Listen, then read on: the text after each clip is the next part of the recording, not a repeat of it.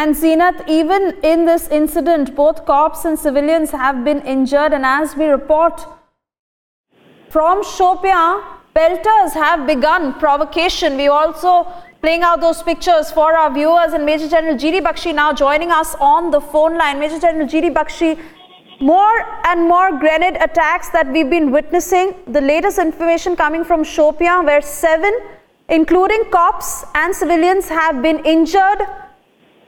What do you have to say about this increasing trend that we are witnessing as far as terrorists hurling grenades in the valley are concerned?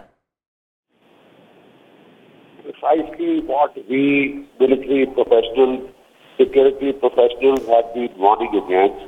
It has been our experience that every time the terrorists are under pressure in the valley, they ask their supporters to get them a ceasefire, to reorganize, regroup, recoup, and they come back with redoubled vigor.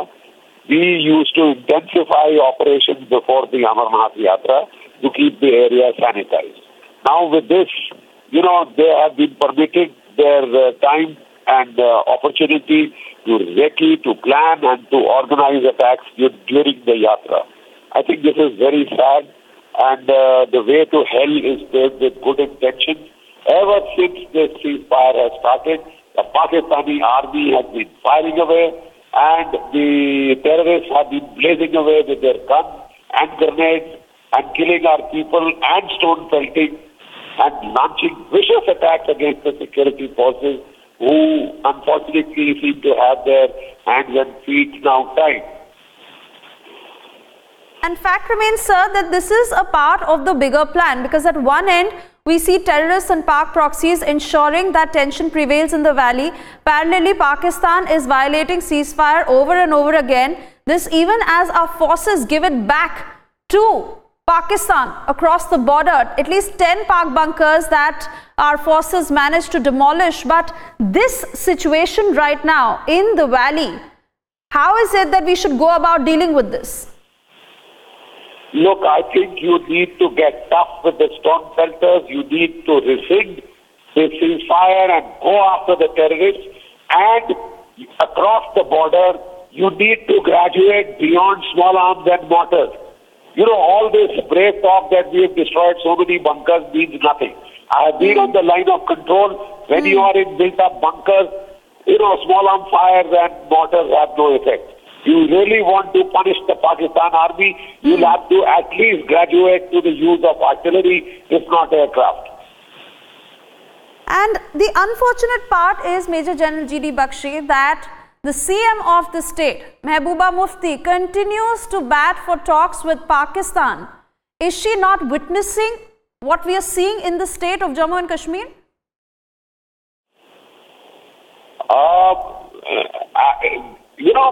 She is the person who has insisted upon a ceasefire, and the government has yielded to her. She is the person who insisted upon releasing the 9,730 stone pelters. Within 2 days, they were back on the streets. Now she is insisting on talks with Pakistan. I mean, has she become the Home Minister, Foreign Minister, Defense Minister, all rolled into one?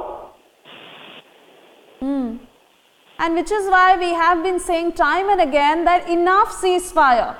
What restraint are we talking about when we are seeing increasing attacks on our forces? Our civilians are getting attacked by these Pak proxies, by Pakistan. Then why is it that the CM talks about restraint and ceasefire?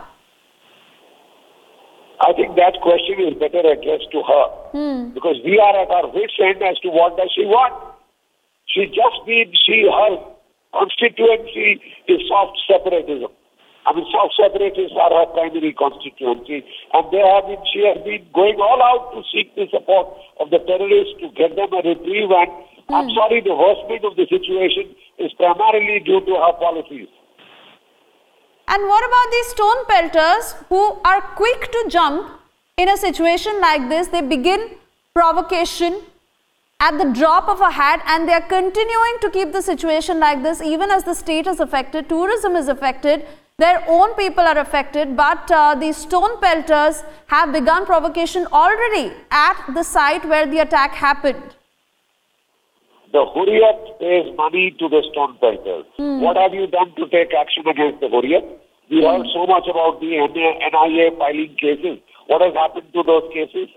You haven't dealt with the Hurriyat, you haven't dealt with Pakistan, and you have allowed them to communalize the valley, to turn it into one ghetto of Wahhabi extremism, and today you are bearing the consequences. Right, Major General G.D. Bakshi, this is the story we are breaking here on Republic. A grenade attack in Shopian that happened a short while back, and 7 have been injured in this incident, which includes cops and civilians as well. Of course, they are undergoing treatment and a search operation is underway, but this just talks about the situation in the valley and how in the bigger picture all this is planned. Pakistan violates ceasefire, and now we have these Pak proxies ensuring that the tension prevails in the valley. And Major General G.D. Bakshi, before we let you go, we want to understand from you, sir, that if this is the ongoing pattern that we are going to be witnessing in the days to come, and this is the information that is coming from our agency, from our forces, then how is it that we go about dealing with this? Look, if you do not hasten the ceasefire, things will get worse. We need to hit out at these people proactively. We need to take stringent action against the stone pelters. We need to go on an all-out offensive against the terrorists inside our territory. And we need to punish Pakistan and raise costs for its adventurism. Whatever we have done so far has not been adequate. That is quite obvious. If you are really serious about stopping this Pakistani aggressive action, then unwarranted action, then you have to intensify, you have to escalate.